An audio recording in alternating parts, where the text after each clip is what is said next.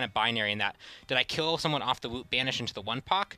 Yes, well, I'm really, really strong and frustrating. If I don't do that, then I'm too weak. So we're taking some of the lessons we've taken from this rework and doing a new thing to Northern Lights where it has an ammo counter. Okay. So rather than having just a one that bursts really quickly, it's now a second stim. You pop it, you're still trying to hit skill shots, but she doesn't have two stims that she activates at once. She only has one, and the other one has her consistent range damage output and partial stim. Okay. So this should put her in a place that feels somewhat like old Freya, but with a lot more room for balancing options and a lot more room for counterplay options against her. Gotcha. Okay, so we'll break them down then. First of all, Mystic Warrior decreased self-heal on hit from 2% to 1.5%. Yes, so and this is because Northern Light with 5 ammo shots, the Disher 1, each shot can heal, and so making sure that that heal felt balanced with the rest of the numbers and the rest of the kits. Northern Lights then. Northern Lights has been adjusted, as we said. Northern Lights, when activated, Freya gains 5 shots of Northern Lights.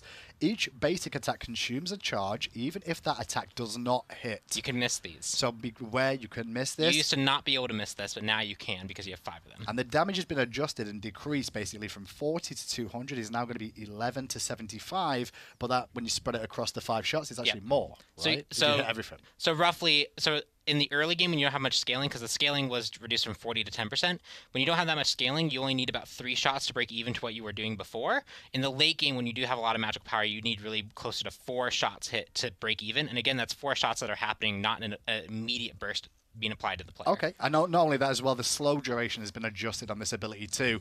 It was 2 seconds, it's now going to be 1.25 seconds. Yes. But if they keep hitting you with the 5 shots, then technically you know it's 1.25 seconds after your last attack. Yes, and so if they whiff, you're likely to get the slower move, so you can keep kind of avoiding. So Freya needs to keep landing those shots. Again, there's a lot of giving more skill to the Freya player to actually land those shots. Reward and accuracy. And there's more reward for juking those shots. You're not gonna just immediately get bursted, even if Freya misses 4 shots. The 5th shot lands and bursts you for 40% scaling.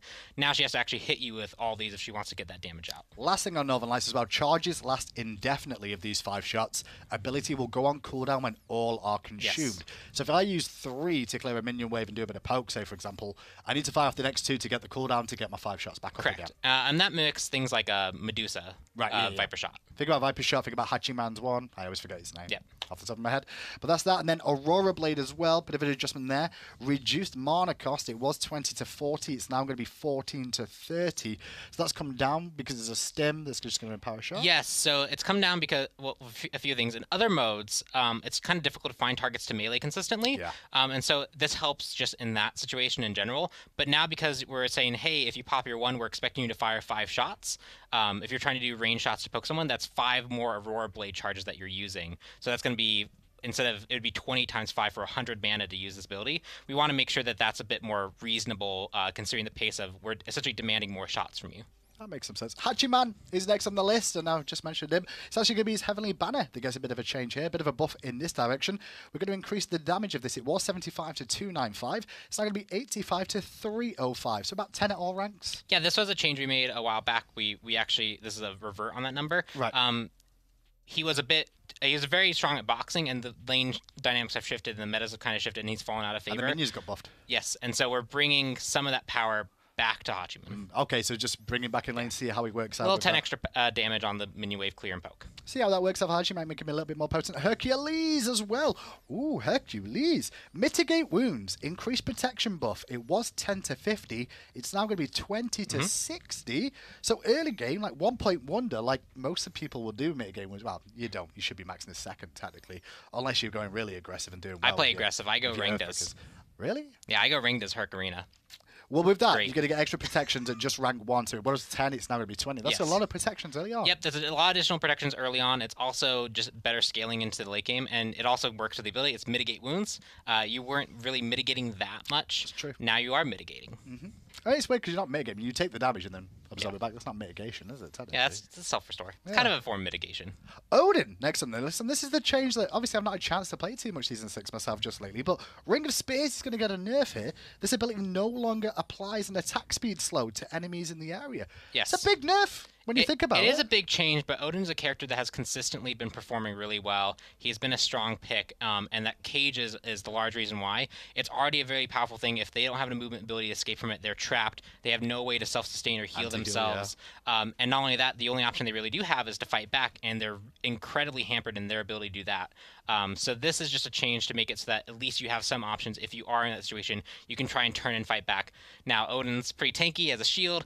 Still probably not going to go to your favor, but at least it has more opportunity to be more of a fight in the cage. That's fair. Okay, Odin with a pretty big nerf there. Next up is Sobek on the list of god changes, and he's going to get a bit of a buff. The base stats of Sobek are going to increase. The HP was 81, it's going to go up to 86 per level as he levels up. And not only that, Blessing of the Nile, we've increased the protections per stack from 7 to 10.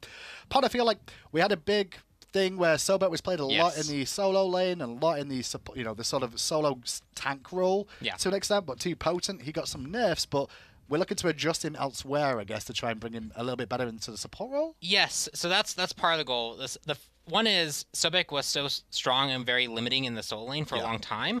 Now that the kind of dynamics have shifted, what the priority for what you do in the lane has changed, different characters are coming in. We feel it's safe that we can bring some power back to Sobek without causing him to just kind of take control of that lane again.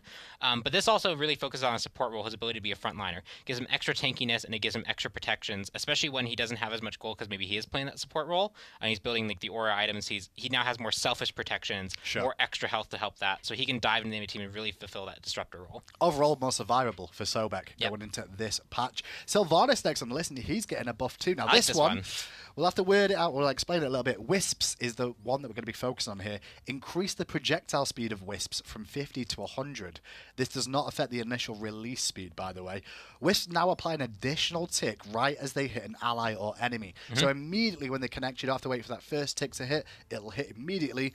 Same damage and heal as other ticks as well. And the damage will be 10 to 30, and the heal will be 15 to 35 as you scale up and level up this ability. So Wisps are going to hit quicker and also immediate damage source as well. Immediate damage source and healing source. So in general, like you're popping this ability and you were trying to have some immediate impact. If you're trying to heal your teammate, you really kind of need to heal them. And the Wisp not only took a long, it goes up and then it traveled really slowly and then it hit the target and then it waited for a little bit to do its first tick. And now will travel quicker and it will immediately apply a heal. So that should help Sylvanas feel like he has more ability to actually help his team quicker when he needs to, when it's like absolutely necessary. I kind of look at it with like a Lotus Crown, where if you put the heal on them, you're going to wait for that first heal tick for the Lotus Crown to be affected. Now, as soon as it hits them, they get a Lotus Crown to get the heal. Yeah, so